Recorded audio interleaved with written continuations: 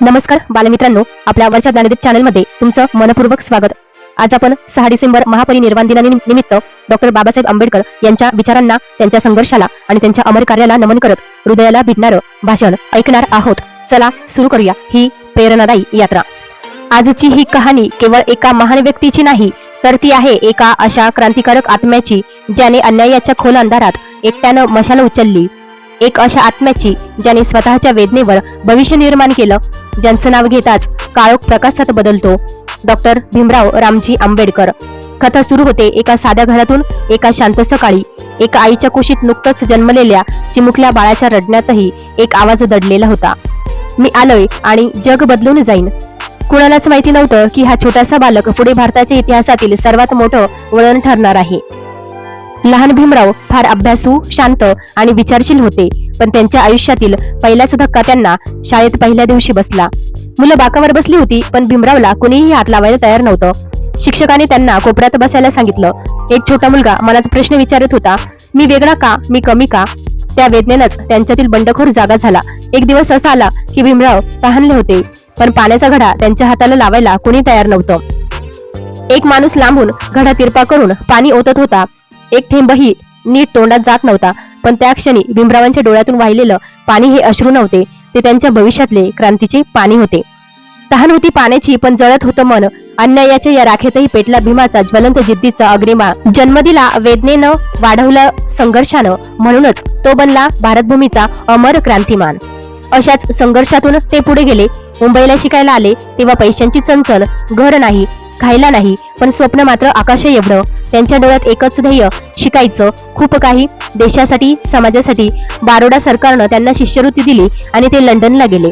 लंडनमध्ये ते दिवस रात्र अभ्यास करीत।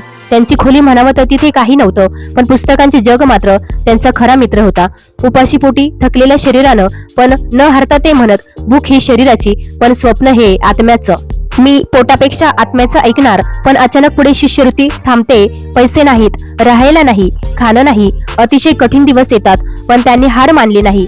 त्या कठीण काळानंतर त्यांनी मिळवली MA, PhD, DSc, barrister at law, जगातील सर्वोच्च पदव्यांपैकी अनेक।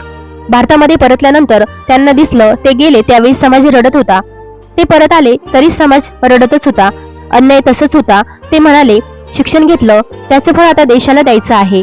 महाडचा 14 तळे सत्याग्रह, नाशिकचा काळाराम मंदिर सत्याग्रह हे फक्त आंदोलन नव्हते, ते होते शतकानुशतकांच्या वेदनांचे विस्फोट। महाडच्या तळ्यात पाणी पिण्यासाठी हजारो लोक भीमरावांसोबत चालत होते। त्यांनी प्रथमच त्या पाण्याला हात लावला आणि समाजाच्या शतकानुशतकांच्या बेड्या तुटल्या। लोकांनी दगड मारले, शिव्या दिल्या, पण बाबासाहेब एक पाऊलही मागे हटले नाहीत। दगडांमध्येही न डळमळले ते भीम नावाचं वादळ। अत्याचाराच्या वनव्यातही पेटत राहिल्या त्यांच्या क्रांतीच्या ज्वाला। न्यायाच्या मार्गावर चालला, रक्ताने लिहिला इतिहास, तो एकटाच पुरला दुष्टांना, भीम होता महासूर्यप्रकाश। यापुढे कथा पोहोचते सर्वात मोठ्या पर्वाकडे, संविधान निर्मिती। सभागृहात रात्रभर दिवे लागत, सर्वजण झोपले की एकच माणूस जागा राहायचा, बाबासाहेब। त्यांच्या समोर लाखो पानांची कागदपत्र, न्याय व्यवस्थेच्या अनेक देशांची पुस्तकं आणि मनात एकच विचार, भारताला सर्वात न्यायपूर्ण संविधान द्यायचं।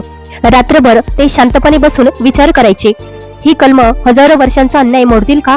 ही व्यवस्था गरिबाला जगू देईल का? ही कायदे स्त्रीला हक्क देतील का? ही कायदे माझ्यासारख्या भुकेल्या मुलाला भविष्यात थांबवतील का? त्यांनी संविधानाचा प्रत्येक शब्द मनापासून लिहिला। जगातील सर्वात मोठं लोकशाही संविधान तयार झालं, आणि ते संविधान फक्त कायदे नव्हते, ते होते पाण्यासाठी तहानलेल्या लहान भीमरावाची प्रतिज्ञा।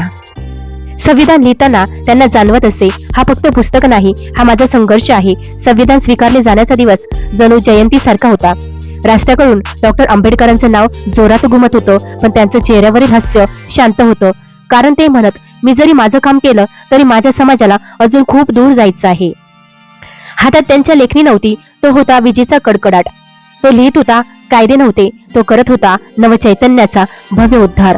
संविधानातल्या प्रत्येक शब्दात त्यांच्या रक्ताचा अंश। भीम नसता तर देश नसता, इतिहास ठेवेल हा सत्यांश, इतिहास ठेवेल हा सत्यांश। जीवनाच्या पुढील काळात त्यांच्यावर अपार ताण, आरोग्याची ढासळलेली अवस्था, सामाजिक लढ्यातील थकवा हे सर्व वाढत गेले।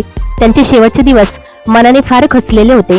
ते एकट्याने बसून विचारायचे, मी इतकं केलं पण अजूनही लोकांवर अन्याय होतोय, अजूनही माझ्या लोकांना माणूस मानलं जात नाही। त्यांच्या पत्नी रमाई गेल्यानंतर तर त्यांचं मन अधिकच तुटलं. तटबंदीचा एक कोपरा जणू कोसळला होता. त्यांच्या आयुष्याचं शेवटचं वळण अत्यंत वेदनादायी होतं.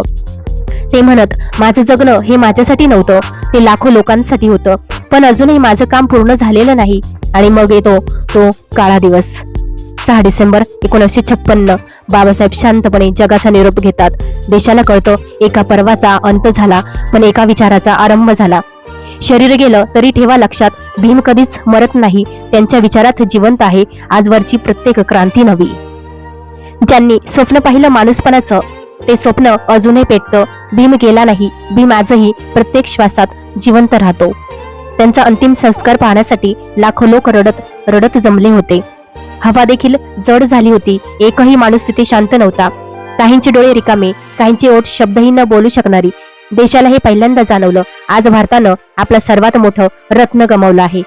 पण बाबासाहेबांनी स्वतःच सांगितलं होतं, मी जाईन पण हजारो भीम निर्माण करून जाईन. आज त्यांच्या विचारांनी लाखो लोकांच्या मनात एक क्रांती पेटवली आहे. त्यांच्या जीवनातील संघर्ष, अन्यायाविरुद्धची लढाई, शिक्षणाबद्दलची आसक्ती, समाज अपलिफ्ट करण्याची धडपड हेच भारताला आज न्यायाच्या मार्गावर नेत आहेत. ही कथाही ते थांबत नाही, कारण जोवर देशात अन्याय आहे तोवर आंबेडकर हे नाव जिवंत आहे. जोवर एखादं मूल म्हणतं मी शिकेन, तोवर आंबेडकर जिवंत आहे. जोवर कुणी म्हणतं मला माझा हक्क हवा, तोवर आंबेडकर जिवंत आहे. जोवर एखादा आवाज म्हणतो मी भिडेन अन्यायाशी, तोवर भीम जिवंत आहे. एवढे बोलून मी माझे भाषण संपवते. जय हिंद, जय भारत. बालमित्रांनो, व्हिडिओ आवडल्यास एक लाईक नक्की करा. अशाच भाषणांसाठी चॅनलला सबस्क्राईब करायला विसरू नका. तसेच व्हिडिओ आवडला असेल तर कमेंट करून नक्की सांगा. भाषणासोबत जाता जाता एक कविता. रात्रीच्या काळोखातही ज्योत एक तेजाची, नाव त्याचं भीमराव, ज्याने लढा दिला माणुसकीचा. जन्माने नव्हे कर्माने मोठा होतो माणूस, ही शिकवण देणारा होता एकच आंबेडकर महाप्रभूस. वेदनांच्या वाटेवरून चालत तो पुढे गेला. कष्टाच्या प्रत्येक थेंबातून स्वप्नांचा पूल बांधला. कोणी नाकारलं पाणी, कोणी नाकारलं आसन, पण त्यानं मनात पेटवला धगधगता अभिमानाचा दीपस्तंभ. अज्ञानाच्या अंधाराला त्यानं दिला प्रकाश न्यायाचा. शोषितांच्या अश्रूंना दिला आधार संविधानाचा. त्यांच्या लेखणीतून जन्माला आलं जगातलं मोठं ग्रंथ. समता, स्वातंत्र्य, बंधुता हेच त्यांचं होतं मंत्र. आज तो शरीरानं नाही पण विचारानं जिवंत आहे.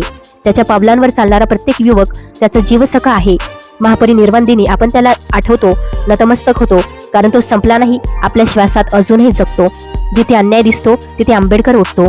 जिथे माणूस माणसाला किंमत देतो तिथे आंबेडकर असतो. त्याने दिलेली माणुसकीची मशाल आपण वाहिली तर नवं भारत फक्त स्वप्न नसेल तर खरी उज्ज्वल सकाळ बनेल.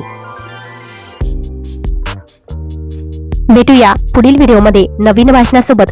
तोपर्यंत हसत रहा आणि शिकत रहा. धन्यवाद.